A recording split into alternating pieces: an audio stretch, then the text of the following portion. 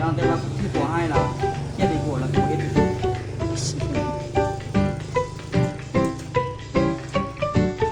เก็บไว้ดีๆเด้อนอนค่ะเราใส่ไฟเราส่งที่มัน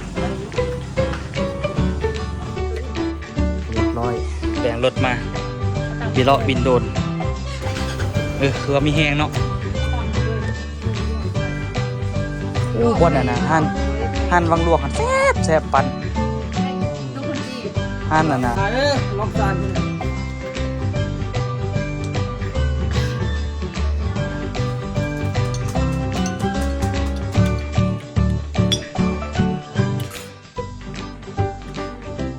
สบายดีทุกคนสบายดีตอนแรงนะทุกคนน้องมื้อนี้นี่ก็พาอุคำมาบินโดนทุกคนตอนนี้นี่ก็ที่เดินทางกลับไปแปลงรถนะทุกคนโดยกำลังสั่งได้สตาร์ทมาเราย่านสั่งมาพิษเพื่อนว่าดิห่วยอุตส่าห์สั่งมาแล้วก็ยังสิย่างสั่งพิษอีกตีว่าดิ ลองไปเบิ่งน้ำกันทุกคนว่าสิถึกหรือสิพิษเนาะตอนนี้ก็ลองไปเบิ่งเป็นเดินทางไปเบิ่งว่าเป็นยังไงถ้ามันบ่ถึกจำเป็นก็ต้องได้ไปเปลี่ยนอยู่เวียงแหละทุกคนเพราะว่าตัวก็บ่อยากยันเอานะทุกคนสตาร์ทมันสบายทุกคนเนาะตัวย่านไปนอนไปลงน้ำเมื่อกี้อีกบ่จักมันจึงเป็นอีกตอนนั้นนะพี่เอาไปลงน้ำมันนะโอ้ครับไม่จันก็เลยว่ามันเป็นอีก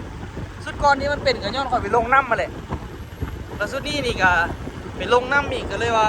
น่าจะเป็นคือกันแหละวะก็เลยว่าที่ไปเปลี่ยนอาจจะคันมีตัวทื่อมันก็สิเปลี่ยนแต่สตาร์ทเลยเนาะเพราะว่ามันก็สมมาพระควรแล้วซันซ่ามันมานำรถเนาะ3 ปีที่จริงมันก็ควรกุ้มเดินก็หันเนาะคันเอาไปลงน้ำไปเดี๋ยวไปเบิ่งน้ำกันทุกคนอะไรแถวนี้ก็บ่ค่อยที่มีได้สั่งเนาะไปลุย แปลงรถเกียมเดินทางบ่เฮ้ยที่เปลี่ยนเดสตาร์ท แปลงแอร์ ตันสั่งมาละ อันนี้ก็ฮู้แต่มางที่อันนี้ โอ้เฮ็ดได้อยู่ก่อ บอกความหมายว่าเฮ้ยมางมองได้ก็มางได้หมดนะคือไอ้เวียง โอ้ยเลี้ยงได้ทุกอันก่อ แม่นบ่ แต่งจักไปอย่างได้เบิด ป้าเจเวียงนี่โหดแท้เจเวียงนี่ เราแต่ว่าที่ผัวให้เราเครียดในผัวเราก็บ่เฮ็ดซื่อ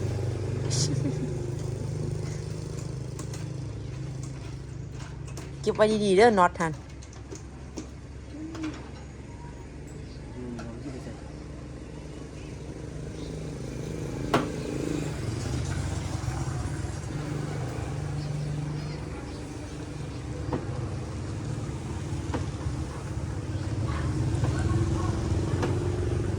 อยากซื้อกบอันข้างๆใหม่เลย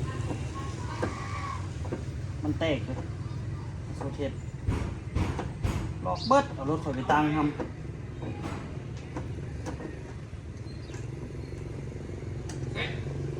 เผื่อเจ้าหน้าที่เขาจะติดต่ำหันติดทุกคนทึกที่บอกข่อยก็ว่าทึกอยู่ข่อยเบิ่งในหูได้ยัง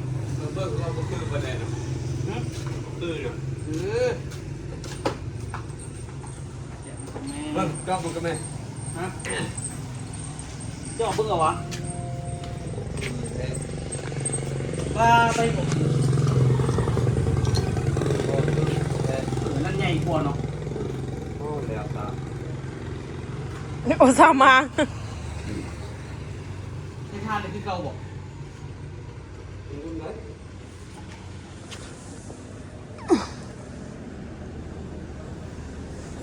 เด็กกับแก้ไม่ใช่ท่านหรอก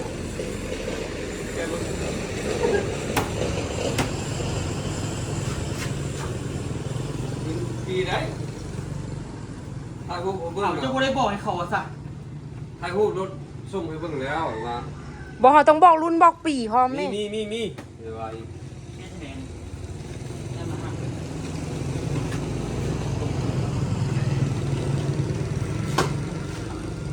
ชื่อหรอเบิ้งนึกว่า มองด้วยตาเป้ากับหัวเถียงสร้างอีกตัวย่อย เราใส่ละ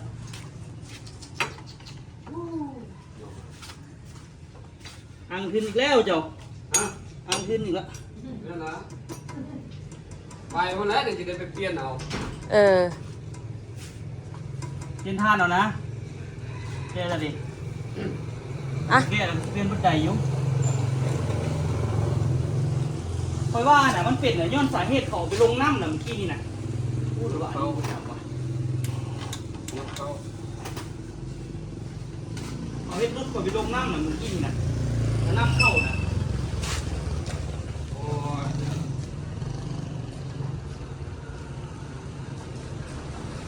ย มี ลูกลูกเขาใช้เบิ่งนะ ส่งให้เราคืนกับบ่ได้วะ ไหนแต่ว่าต้องได้ไปนะน้ำเป็นภาพจะตู้อย่างนั้นเรื่องอีก ไปแล้วไปเปลี่ยนอื่นเอาเนาะ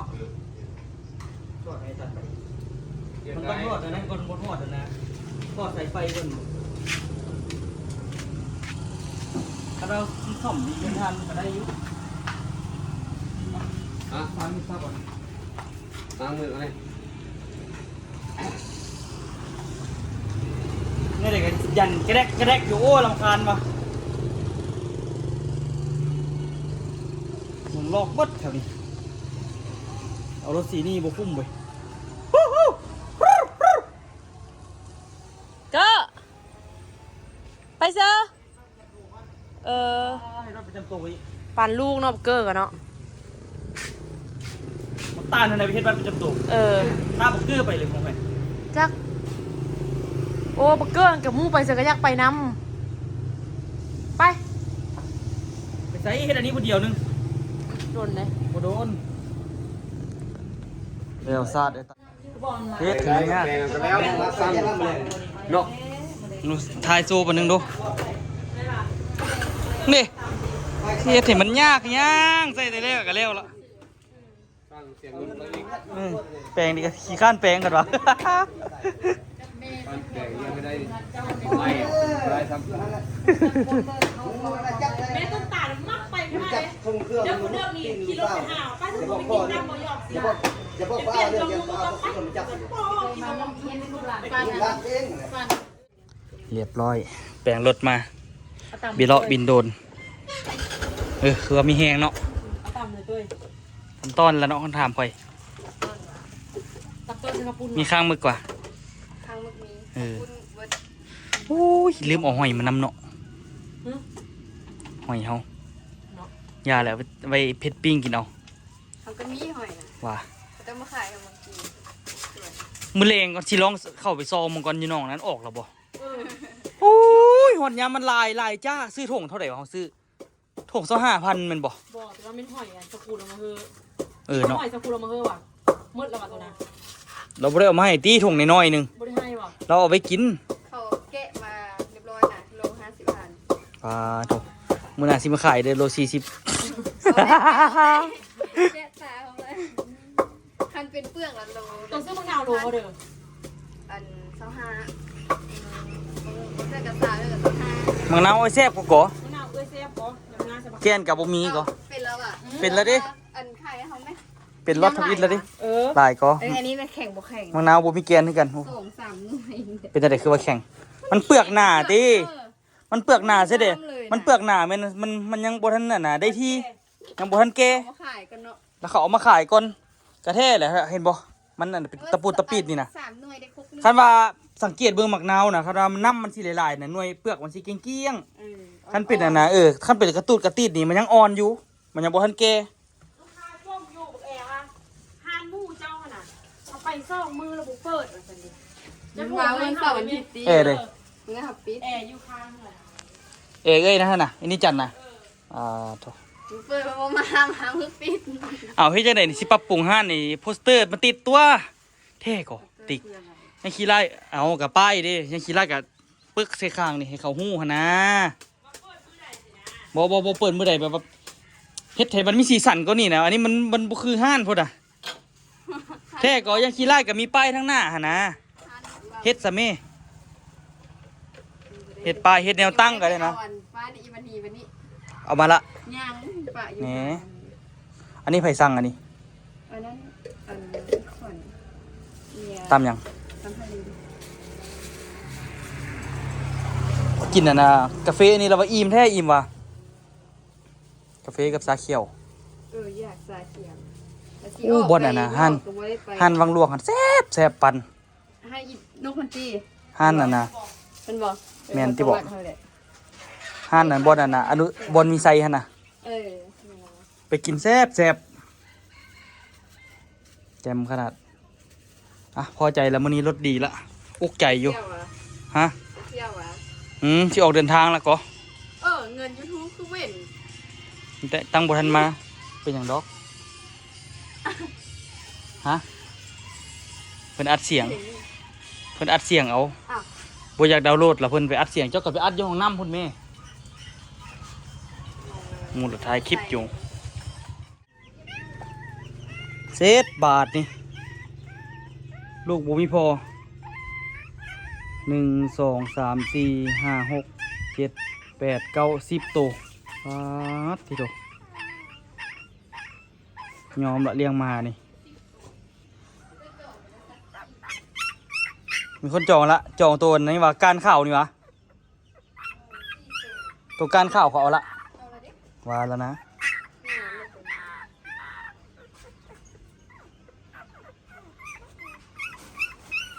ตะกี้เห็นหมาน้อยบ่ได้ละซอกอุ้มมาบ่บอกพ่อบอกแม่อีกเอาไปเลี้ยงเลย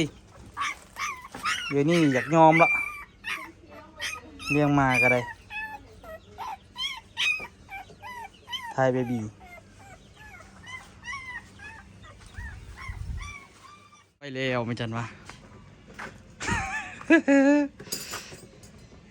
ไม่ใช่ว่าเล่นใหญ่เลยว่ะติ๊ก เอาเล่นน้อยบ่มีวะ น้อยดูสิ40 มีตี้โล60 อืม โอเวอร์ไพ เล่นกระดักกระโดด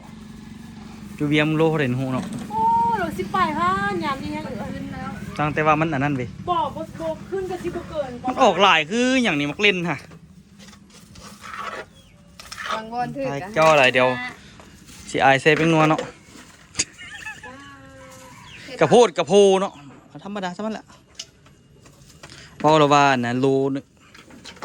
โลเท่าไหร่วะโล60ก็ตั้งโพดโลเกือบ100คันว่าน่ะเอ้ยวันเอามาขายไว้เนาะเอ้ยวันมีโดมเนาะมีโดมเราปรุงดินดีๆผัดอันนั้นก็ขึ้นงามมาเพชรคือกัน บางห้างเขาก็ขายซ้ำกันแต่ว่าอีนี่มันขายค่ะมัน40เดี๋ยวเอาเป็นใหญ่ไม่ใส่ ตัวเมื่อเวียงบริ น้อ สุทธิ์ทัก อยู่ไหนติบ่ บ่จะปลูกเอาแม่จะให้โดมจะปลูกขายเอาแม่ ให้โดนปลูกนี่คือไอ้วันปรุงดินงามๆได้ปะ แล้วซาดเฮ็ดห่านก็เมื่อยพอตายละเฮ็ดห่านเฮ็ดอันปลูกกันอีกตายเลยจะคกละมือนี่ โลนละ ประมาณ ป่ายนี่แหละ บ่ฮอด20ถูกป่ะ จ้า ก็ถือว่า หอน ถือว่าสมควรในเนาะมื้อนี้เนาะสมควรอยู่มื้อนี้ก็ได้ ค่าสร้างติด คันว่า ทั้งสร้างทั้งมากิน แบบว่าคันสั่งหลายๆคกแล้วผู้หนึงลวกท่าใครแน่เนาะ โตให้เป็นถุงกับเบิดเลยเด้ อันใด ประเภทตำต้นเบิดยังแต่เป็นประเภทเจนยังส่งสำถุงนั่นแหละอันก็ไวอยู่ แม่ยัง2-3ตัว เอาหันที่ให้เป็นถุงไว้นะ อืม แพ็กไว้นะเดี๋ยวจับถุงมาแล้วก็ลวก เนาะก็ดี เบิด คือ แล้ว กัน ถึงได้มาเฮ็ดใหม่ เฮ็ดไว้ก็ดีแล้วมันจึงไวเนาะ มาซอย สั่งแบบว่าสั่งแบบทันใจนะ คืออยู่น่ะอันนั้นสั่งปุ๊บแล้วโอ้มาอีกละ เอาขนาดเครื่องแกงนอกมันยังเห็นเป็นยุกเป็นจุก ฮะ ทอดยำแกงแล้วก็ปรุงเครื่องเอาลงน้ำยานางติ๊กบุได้ให้แกงนอกไข่เนาะโอ้ใครให้แกงนอกมีแกงนอกต้มแซ่บเสย เจะเห็นนะรายการหนึ่งบ่โอ้ ฮะ รายการหนึ่งนะที่แบบว่านะ จีโดน มืดท่านนี่มีแบบว่าเอาอยากแกล้งหมู่นะ เราเอาไข่ตู้มาได้มาล่ะกูบ่เนาะนั่นหน่อย แบบว่าอยากแกล้งหมู่ล่ะจ้างเซฟหลายๆคนเข้าไปในครัว แบบว่าเกี่ยมแล้วนะทุกเมนูเกี่ยมไว้เบิดสั่งปุ๊บได้ปั๊บสั่งปุ๊บได้ปั๊บสินะเราหมอนั้นงงแบบบ่อยากแกล้งหมู่ซื่อแบบว่าพอเธอเอ่ยปากว่าเอานี่มาสิแล้วมีคนยางมาเสิร์ฟละสินะที่จริงยูเซฟมันเป็น20-30 คนพูนนะแล้วเขาก็เกี่ยมไว้แล้วแต่ละเมนูหั่นนะแบบว่าอันน่ะหมู่นั้นงงว่าปอหากก็สั่งเรามาเลยสั่งมาเลยสินะแล้วเพิ่นลองสั่งเมนูยากๆที่แบบว่ามันต้องตุ่นประมาณน่ะนะ5-6 ชั่วโมงหรือว่าอันตุ่น20-30 นาทีสินะสั่งกับมาพร้อมอีกงึด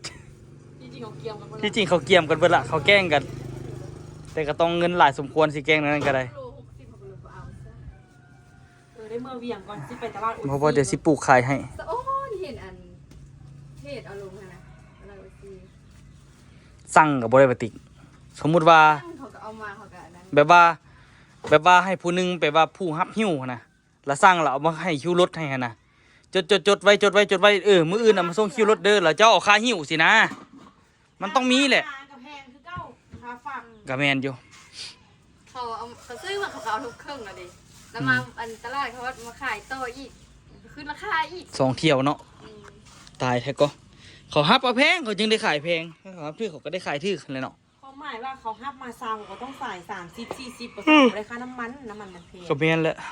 ที่แหละบ้านไก่คู่ไก่คนคันสมมุติว่าเฮาเฮ็ดอยู่นี่ล่ะเฮาน่ะเฮาปลูกเองแล้วเฮาขายเองนี่โอ้ถือว่าสมควรในหมู่บ้านอยู่รองซานนี่ก็ได้ จะมังนาวมาขายติ๊กนี่แหละ25 มักนาวเฮาก็มักนาวสมควรแล้วเนาะคักแล้วเนาะ เขาขาย25ช่วงนี้มังนาวก็เริ่มหลายดี น่าสิเก็บมาขายเด้อติ๊กเด้อ ขายลงซาวพันค่ะ ลูกค้าคนแรกได้คันเอานี่เนาะแต่ว่าบางหน่วยมันก็ยังแบบนั่นนี่อยู่ก็มันบ่ทันใหญ่สมควรเด้อเฮาก็สิเลือกในตึงๆไว้มักคันหลายโพดบักคันน่ะ ไปเก็บผักเลยแม่ติ๊กมักเพชรมักอันนั้นเต็ม สิเอาเวลาได้ไปเก็บหูข่อยเลยอยากให้เฮ็ดป้ายก่อนติ๊กป้ายแขนใส่หัวนี่ก็ได้น่ะติ๊กขนาดบ่มีโครงเหล็กคั่นน่ะ โชปกติโช สั่งเข้ามาแล้วอะติ๊ก โช สั่งแม่เรามาแขนใส่หัวนี่เอาหัวตะนังมะกอกนี่นะพอเลยบ่ต้องกันเฮ็ดเล็กหยังดอกเนาะยังขี้ไล่คนไก่มาก็เห็นหู้หั่นน่ะ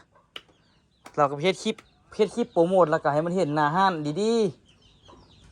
ๆเงึดแต่ว่าเขาขี่รถไก่ไปไกลมา 2-3 เที่ยวหั่นน่ะจึงเห็นห้านนี่ก็ได้มันคือบนแบบมันคือเฮือนทั่วไปเนาะอูเนาะใครแต่มีอันนี้ตั้งแน่ เฮ็ดผู้เดียวเมื่อยได้เฮ็ดผู้เดียวซัวสิแล้วตามไข่ เติบหนึงหั่นแหละคันมื้อหนึงตำหลายๆครกก็ได้นี่มาแล้วดิเดเส้นมาละติ๊กเส้นแก้วมาแล้วเดี๋ยวกินเดี๋ยวประมาณวันศุกร์ก็สิได้เดินทางละสิบ่ได้มากินละกินก่อน ลูกก็ไปปะ บ่ไปบ่จักลูกบ่จักห้านบอกว่าโตใหญ่กว่าแม่ซัมเบอร์เกอร์นี่ไปนํกันได้เลยนี่นะแท้ก็ รู้จักไป3 คน รถใหญ่แล้วเนาะโพดโพ แล้วขี่รถจักร ไป3 คนนี่สิขี่รถจักรซ้อน3ไปอยู่แต่ขี่ซ้อน3ไปเขาน่าสนใจอยู่เด้นะ บ่ไหวค่อยบ่ไหวแต่มันอยากนอนเด้อ โอ้ยต้นให้ก่อนล่ะแต่ว่าก็ไปได้อยู่ ขี่มันอีวิลินน้อยมัน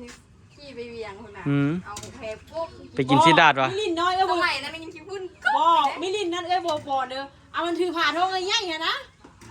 ไปหยัง เอาตะ กิ กี้ นแต่ตอนนั้นอิมดินก็ยังน้อยหนึ่ง ไปนะ เขาพากันไปกินนั้นอยู่เวียงกันวะ บุฟเฟ่ต์เด้ เออ คือจะไปกินบุฟเฟ่ต์นี่ เอาเท่เอาวานอันว่ายากก็ได้เนาะ โอ้ยแม่ม่านถือผ่าเนาะ ผัวหันก็ยอมให้ไปนำซิผัวหันก็บ่เคยคัดเมียจักเทื่อผัวหันก็ได้ เอาเว้าขวัญจี้ดูดิ แล้วจะมีอ่ะมันเบิ่งคลิปเลย ผัวหันเมียขอแต่เมียเอ่ยปากนะ เข้าใจอยู่เลยเข้าใจแม่ม่านอยู่เลยแบบเวลามันหิวมันยากเลย อันพ่น ไปกินห้านั่นถึงห้าแต่ยังงง อันพ่นอยากโวยเพิ่นก็โวยเงียบๆเฮ้ยจมสุดท้ายก็ไปคือเก่า มันอาไปกิน10 คำ ใครถือละผู้หนึงเงียบๆผู้หนึงเว้าหลายนี่ต้น เป็นอะไรภาคอันกาเซ่เขาเอามาขายโอเคอยู่อ่ะ นี่แหละเพราะว่าจะตำปลาใส่บ่ไม่ใส่บ่ เดี๋ยววาเนาะพักก็ได้เนาะโรคคือบ่หลายแท้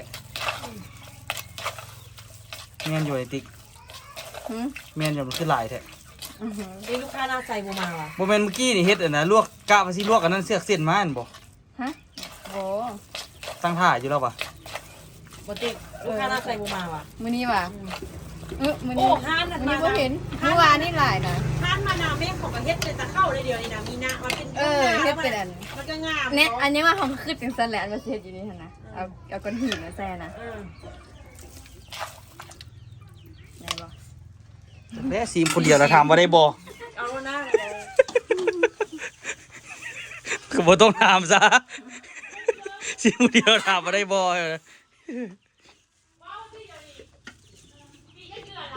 ครบเสร็จเนาะกินตำมื้อนี้มีคลิปลงอยู่ว่ะ มันไปตัดกันนี่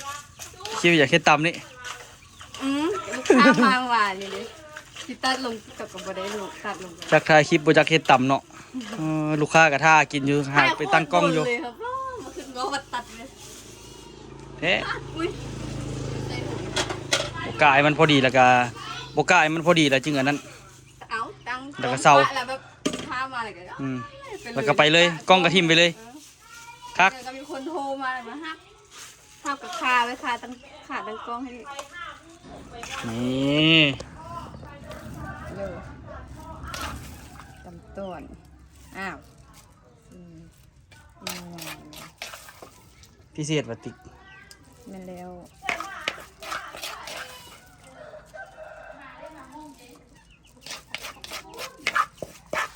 เจอว่าตามลูกค้ากันสิประมาณเนี่ยน้อยก็ยังนี่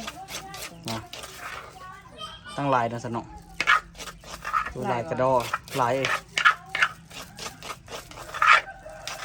จะไปจองอันนี้ก็เฮียนบ่ได้ ซื้อมา10 อันเห็นได้ส่งอัน อ่ะเกียมแล้วเราเด้อทุกคนเด้อบัดนี้เนาะหอยทั่วหอยหยังใส่แล้วก็ครบเสร็จของแซ่บแซ่บเอาเฮ็ดเฮ้ยเฮ็ด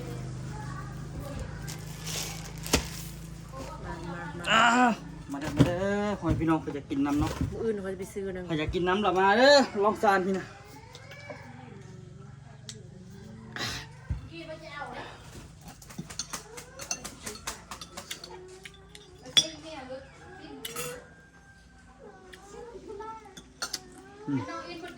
ครับ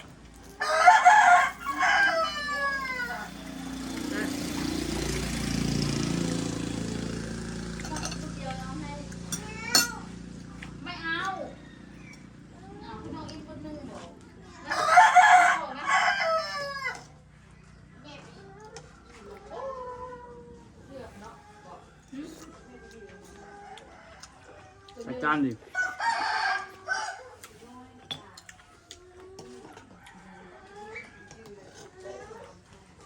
พวกกินเขาวแรงให้ตัวมัน บ่เหลือบ่เหลือจ้างหอยบ่ ใส่กลับไป เขาว่านามุดลาย ข้างไปไก่เลย ไปทางบ่ทอง เมื่อเขาใส่ยาบ่เอาใจเบดอืม เมื่อโฆษณา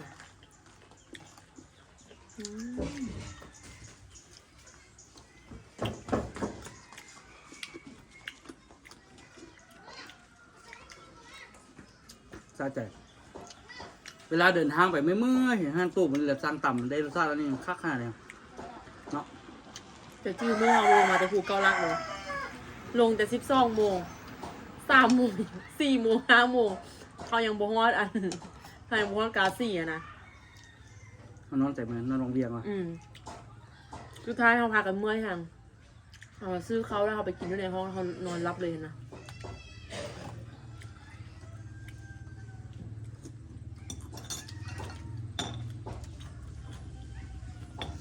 ถ้าซื้อรถเหรอวะ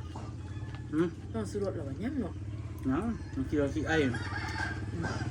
ถ้ารถนี้ปุ๊บเป็นหยังรถอันนี้เนาะกันเลขแล้วก็ลงจะเป็นสาบานอยู่ว่าสิบุคีรถจักรจะเทื่อแล้ว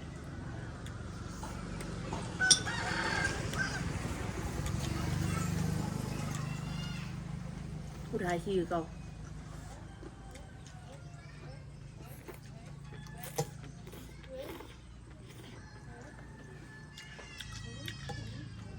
ผิดกันเอาแท้วะ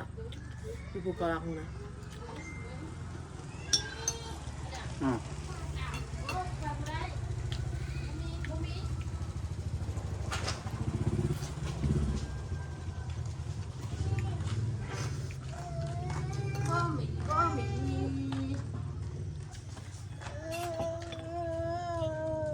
น่าจะมีซาเล้งจักคันเนาะไว้ไปซื้อเครื่อง ดาวขึ้นเอาไปให้เพิ่นด้วย เอาไว้ฮันเลยเดี๋ยวเขาไปเอาไว้ฮันเลย ขึ้นไปขึ้นไปขึ้นไปขึ้นไปเอออันนี้ได้ จังจิว นี่ได้ ขอบใจแล้ว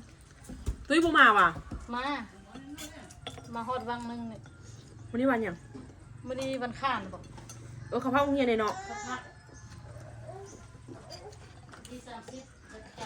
อายุน้ำตุ้ยมีจะคนเดี๋ยวนี้ เขาอยู่แต่2 คน3 คนนึงน่ะ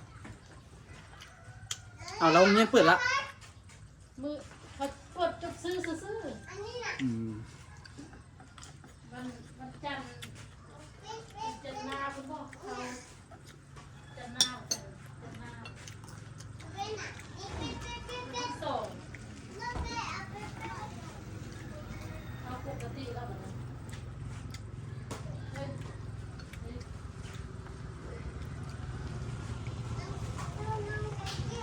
แซ่บได้ใจ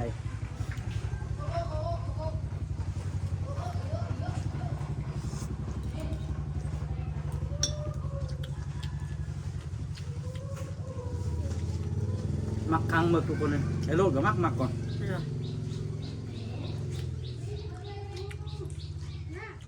มักครั้งหมึกกับหัวหอยกัดแล้วมันกรึบๆดี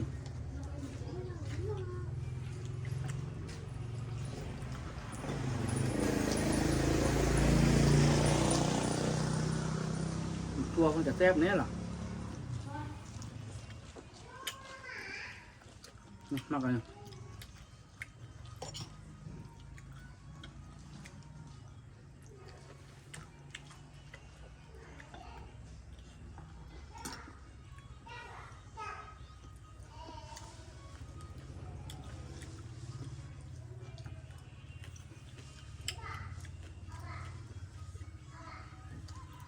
ใครให้เลือกหมูกับป่าจะเลือกยัง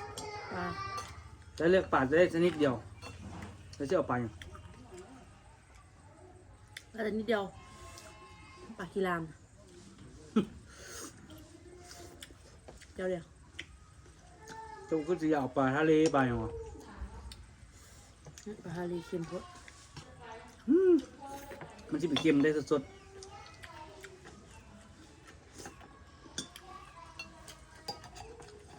เลือกหมูก็ค่อย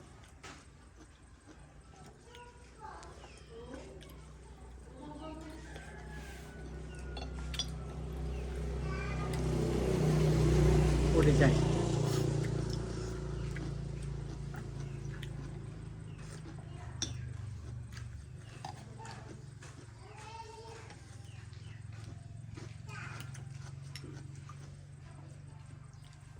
ได้จากคลิปเจ้าคลิปเพจ ปลาสามเหมือนกันขาดชื่อ ทุกวันได้เป็นร้อยมา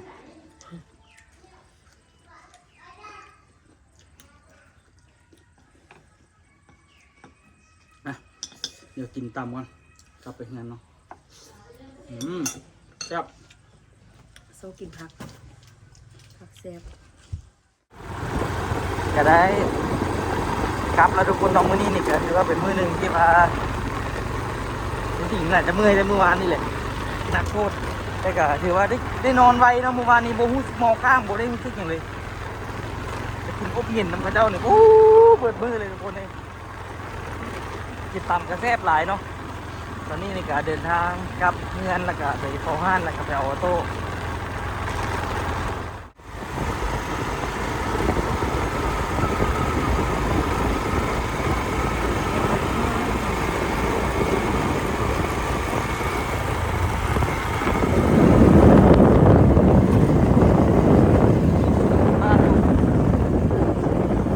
นี่จะเบิ่งเขาอาบน้ำบ่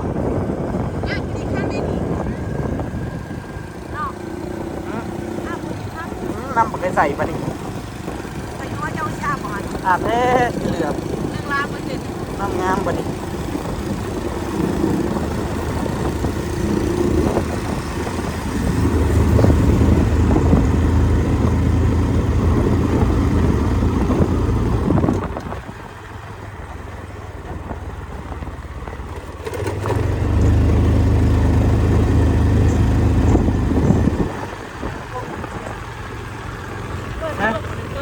อันใด เอาข้าวเจ้าให้ขนม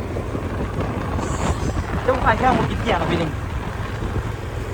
กูดบายไม่เอา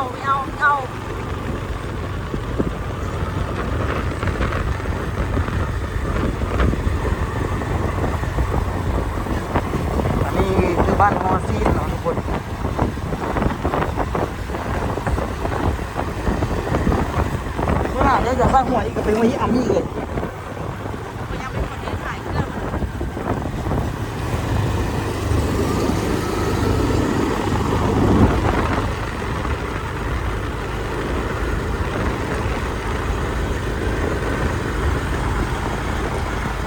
แรงผู้ใดก็เริ่ม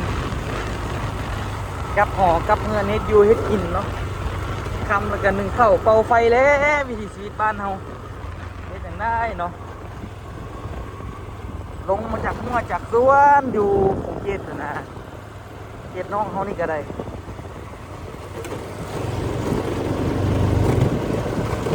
แต่ละมือแต่ละเว้นเห็นยังที่เก่าเนาะเป็นเศร้ามากก็ได้ไปสวนอีกโอ้ได้สวนดิคนบริสวนบางทีเขาเจ้ากลับไปหาน้องหานางหาอยู่หากินไปซะเลยเนาะเดี๋ยวกินกับไปขายมาทุกคนเอาเป็นยังไงไปเจอกันคลิปหน้าเนาะขอโซลากลับกันก่อนเด้อ